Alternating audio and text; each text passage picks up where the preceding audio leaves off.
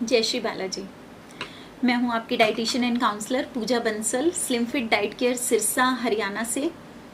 आज टक्कर टुडे की तरफ से उन्होंने एक पहल की है कि आज हम डाइटिशियन से एक रिव्यू लें आम पब्लिक के लिए, जो घरों में देसी नुस्खे लिए जा रहे हैं क्या वो सही हैं, या घरों में कुछ ट्रीटमेंट लिए जा रहे हैं। पहले तो सिर्फ और सिर्फ कोविड-19 के लिए ट्रीटमेंट लिए जा रहे थे, और अब आज तो इस ब्लैक फंगस ने भी लोगों को घरों के देसी नुस्खों की तरफ मोड़ दिया है। क्या उनमें से कौन कौन से नुस्खे लेना सही है और कौन से नहीं, और हमें डॉक्टर की सलाह कहाँ और कितनी ज़रूरी है।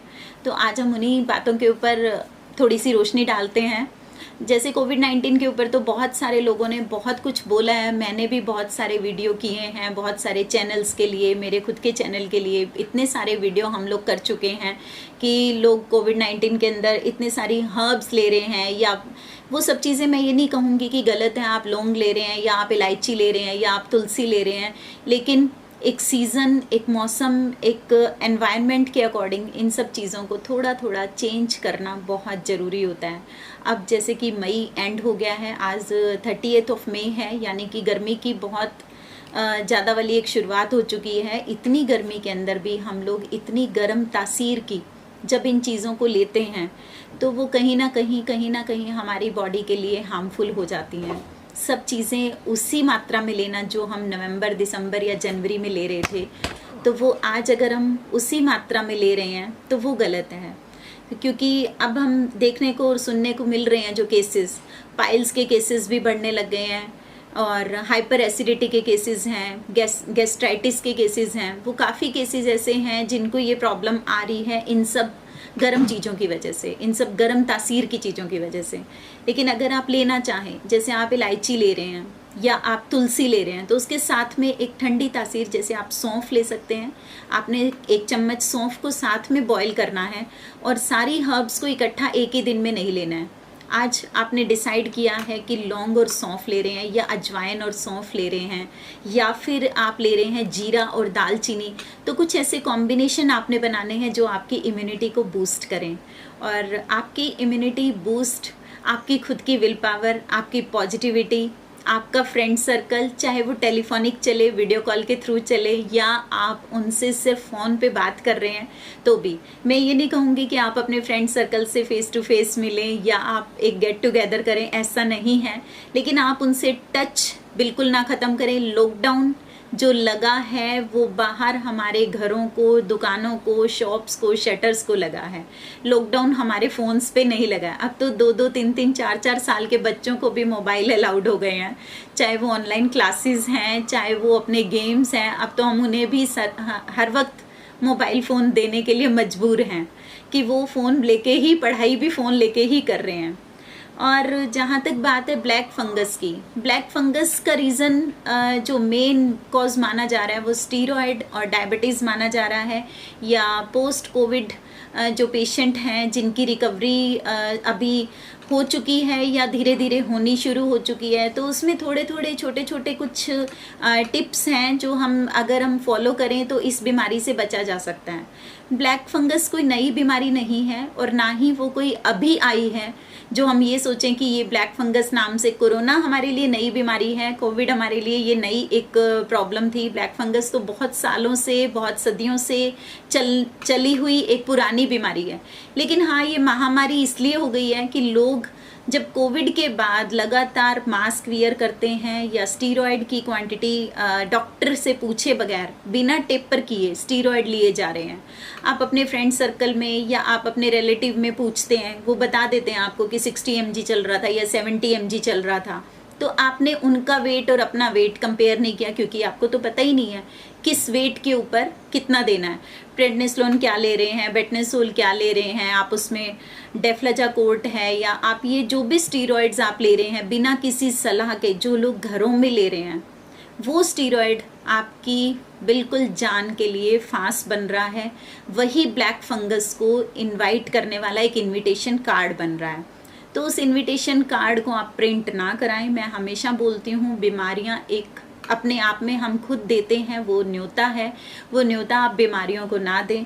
स्टीरॉयड अगर लेना भी पड़ता है तो डॉक्टर्स के अंडर आपको स्टीरॉयड लेना पड़ता है, तो वो आपको टेपर करके दे रहे हैं। आपको 5 डेज़ पे, 3 डेज़ पे, वीक पे, जैसे जैसे टेपर करना है, 10 mg 20 mg जो भी उनको टेपर करने का आपके प्रॉब्लम, आपके वेट के अकॉर्डिंग, तो वो लेना आपको किसी हद तक सही है। स्टीरॉयड बहुत सारी बीमारियों में दिया जाता है, सिर्फ कोविड में नहीं, बहुत सारी जगहों पे उसे देना पड़ता है।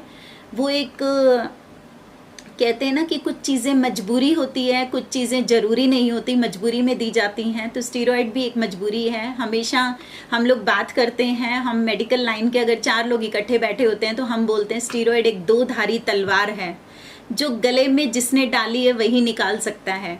इट मीन्स जिस डॉक्टर ने आपका स्टीरॉयड स्टार्ट किया है, सिर्फ और सिर्फ उसी डॉक्टर को पता है वो कितना उसको टेपर करेगा और कितने टाइम में आपको देना है। आप सोचो कि शुरू तो कर लिया आपने किसी हॉस्पिटल से और आपने बंद नहीं किया, और आपको पता है कि 15 दिन लेना है, और आपने 15 दिन कितना कितना और कैसे लेना है ये आपको पता ही नहीं है। तो ऐसा करना ब्लैक फंगस को न्योता देना है।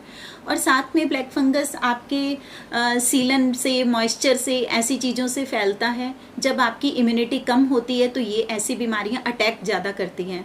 तो इस गर्मी में भी आप 5 से 7 मिनट, 10 मिनट आप धूप में जाएं, या आप अपने कपड़े सुखाने खुद चले जाएं। आप अपना टॉवल, अंडरगारमेंट्स आप खुद सोचें कि धूप में सुखाना है, धूप से लेके आना है। कई बार क्या होता है, आजकल घर जो है डुप्लेक्स होने लग गए हैं, घरों में धूप आती नहीं है। आपका ईस्ट ओपनिंग घर नहीं है तो बिल्कुल आपके पोर्च में भी धूप नहीं आती है, और छत पे जाने का तो सभी को आलस भी रहता है। तो आप लोगों के कपड़ों को भी धूप नहीं लग रही, तो वो भी फंगस को न्योता देना है। आपके कपड़ों को आपने ड्रायर किया, अंदर ही शेड में डाल दिया और उसको पहन लिया। तो ये छोटी छोटी चीज़ें। लेकिन फंगस जो, ये ब्लैक फंगस जो प्रॉब्लम है, आपके नाक से शुरुआत होती है, आँखों तक फैलता है, ब्रेन तक चला जाता है। और इसका जो ट्रीटमेंट है, ट्रीटमेंट लेने से पहले ही इसका फैलाव जो है वो इतना स्पीडली है कि आपका वो पार्ट ही आपकी बॉडी से अलग करना पड़ता है। वो आँख में चला गया तो आपकी आँख ही निकालनी पड़ती है, आपके ब्रेन में चला गया तो उस हिस्से को काटना पड़ता है। तो इससे अच्छा ये है कि उसे फैलने से रोका जाए। आप थोड़ी देर धूप में जा सकते हैं, आप अपने कपड़ों को धूप लगा सकते हैं, आप अपने मास्क को जब भी आप यूज़ करें, यूज़ करने के बाद आप उसे वॉश ज़रूर करें। वॉशेबल मास्क आप यूज़ कर सकते हैं, डिस्पोजेबल अगर इतने पॉसिबल नहीं है, क्योंकि अभी तो कुछ भी नहीं पता कब तक लॉकडाउन है, कब तक कोविड हमारे साथ है। मुझे तो लगता है कि ये जो प्रॉब्लम है इसके साथ रहना ही सीखना बहुत ज़रूरी है। वैक्सीनेशन की बात अगर हम करें कि कोविड-19 में बहुत सारे लोग आज भी ये सोच रहे हैं कि वैक्सीनेशन क्यों करवाएं, या वैक्सीनेशन का क्या बेनिफिट है।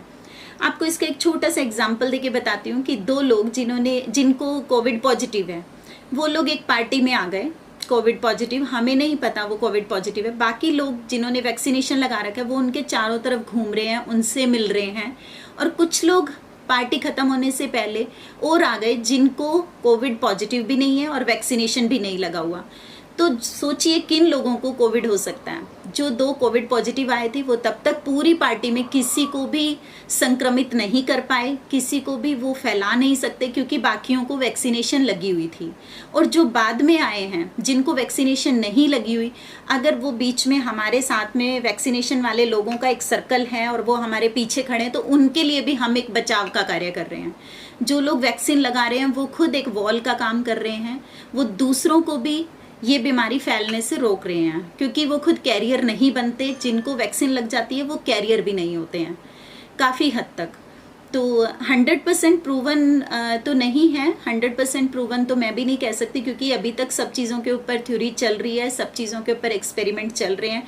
लेकिन काफ़ी हद तक एक सिलसिला तो हमें शुरू करना ही होगा। एक वैक्सीन का सिलसिला है या उस कोविड के संक्रमण को रोकने का सिलसिला है। हम लोग सारे ये सोचे नहीं मैंने वैक्सीन एक ने नहीं लगवाई तो क्या हो गया, ये सोच के जिसको जो वैक्सीन मिलती है वो लगवा लेनी चाहिए। आप ये इस चक्रों में ना पड़ें कि आपको कोवैक्सीन मिलेगी तो लगवाएंगे या कोविशील्ड मिलेगी तो लगवाएंगे, स्पुतनिक का वेट करें, फाइजर का वेट करें, ऐसा कुछ नहीं है।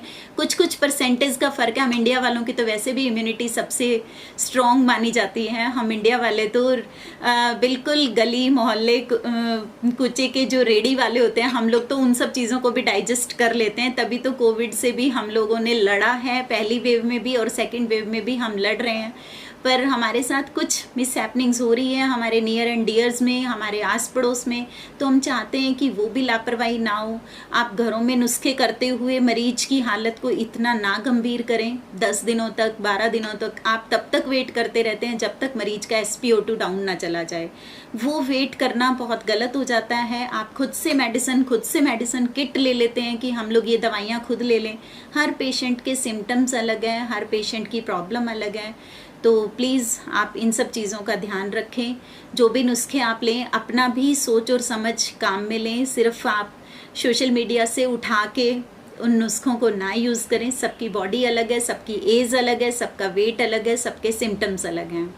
मैं तो बस इतना ही कहना चाहूँगी। और वीडियो अगर आपको अच्छा लगा है तो आप टक्कर टुडे को एक थैंक्स का कमेंट सेक्शन में डाल सकते हैं, और नया किस टॉपिक के ऊपर पूछना चाहते हैं, सुनना चाहते हैं, तो उस न्यू टॉपिक की डिमांड भी आप कमेंट सेक्शन में डाल सकते हैं। इसी के साथ कीप वॉचिंग, कीप शेयरिंग। जय श्री बालाजी।